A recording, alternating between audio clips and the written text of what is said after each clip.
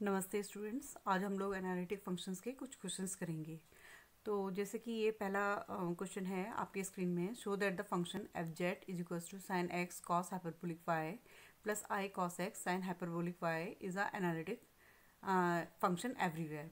तो इसे हमें प्रूव करना है कि ये एनालिटिक फंक्शन है एवरीवेयर। तो नाउ फॉर इट सॉल्यूशन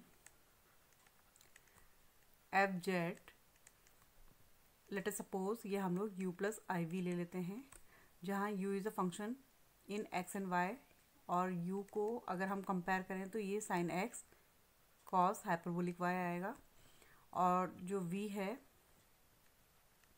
वो आएगा cos x sine hyperbolic y। Students, अब आप लोग देख रहे होंगे कि u और जो v है ये आपका रेशनल फंक्शन है x एंड y के टर्म्स में। तो क्योंकि ये रैशनल फंक्शन है x और y के टर्म्स में, और जो इसका डिनोमिनेटर है वो नॉन ज़ीरो है, दैट इज़ 1 है, तो ये जो फंक्शन है u and v both are continuous. और अगर ये दोनों ही फंक्शन u और v दोनों ही कॉन्टीन्यूस फंक्शन है x और y में, तो इट मीन्स कि F Z is continuous everywhere. तो ये फंक्शन हमारा कॉन्टीन्यूस है एवरीवेयर। नाउ क्योंकि हमें इसे चेक करना है कि वेदर इट इज़ एनालिटिक और नॉट, तो हमें सी आर कंडीशंस लेनी पड़ेंगी, कॉची रीमान इक्वेशंस लेने पड़ेंगे। तो हमें इसे शो करना पड़ेगा कि u x is equals to v y and u y is equals to minus v x.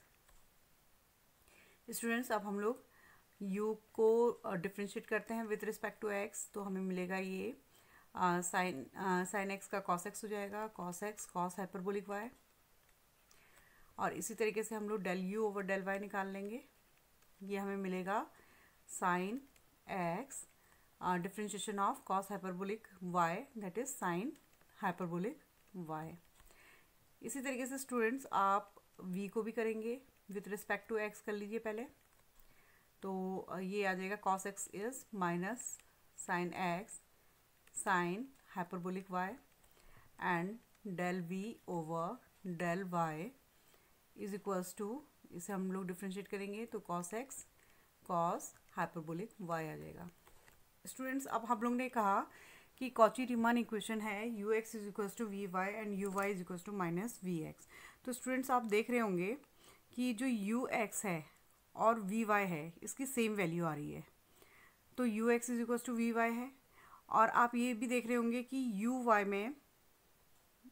में अगर हम लोग इसे माइनस से मल्टीप्लाई करें तो हमारे वी एक्स के बराबर आ रहा है।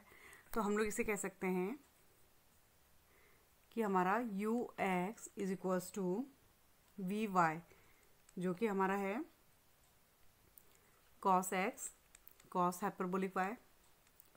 एंड सिमिलरली हम लोग ये भी बोल सकते हैं कि u y is equals to minus v x, यानी कि ये minus sine x sine hyperbolic y है। सो क्योंकि ये सी आर इक्वेशंस को सेटिस्फाई कर रहा है, equations are satisfied,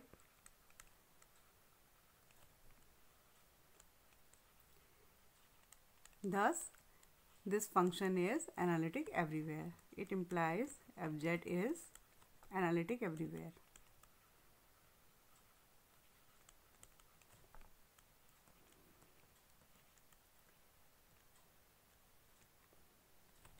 Now students, हमारा सेकंड क्वेश्चन है, show that the function fz equals to x y plus i y is everywhere continuous but is not analytic. तो students, पहले इसे हमें दिखाना है कि इट इज़ कॉन्टीन्यूस एवरीवेयर। तो हमें मालूम है कि जो फंक्शन है fz is equals to x y plus i y. अगर मैं इसे u प्लस आई वी के फॉर्म में लिखना चाहूँ तो ये आएगा fz is equals to u plus I v. तो स्टूडेंट्स, आप देख रहे होंगे कि u is equals to x y है और v मेरा y है। क्योंकि जो x और y है ये पॉलिनोमियल फंक्शन है और ये भी पॉलिनोमियल फंक्शन है, तो हमें मालूम है कि polynomial is always a continuous function. तो हम लोग कहेंगे कि as X Y are polynomial functions या are polynomial, so it implies u and v are continuous everywhere.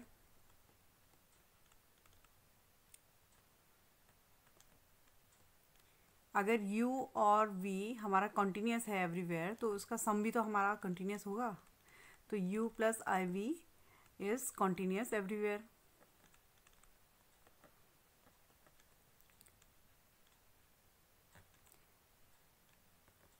तो it implies F Z is continuous everywhere.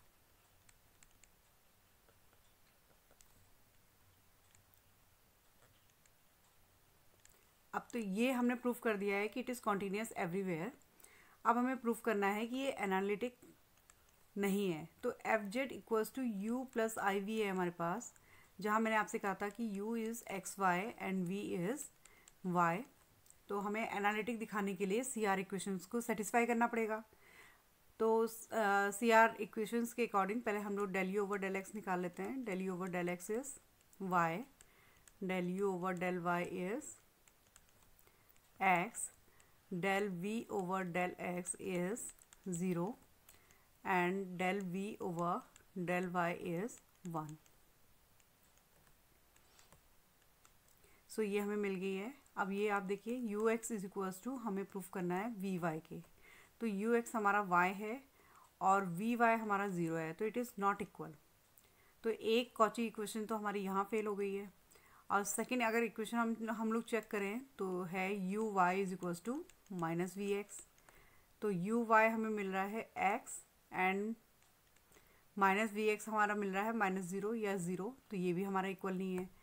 So C R equations are not satisfied या conditions are not satisfied.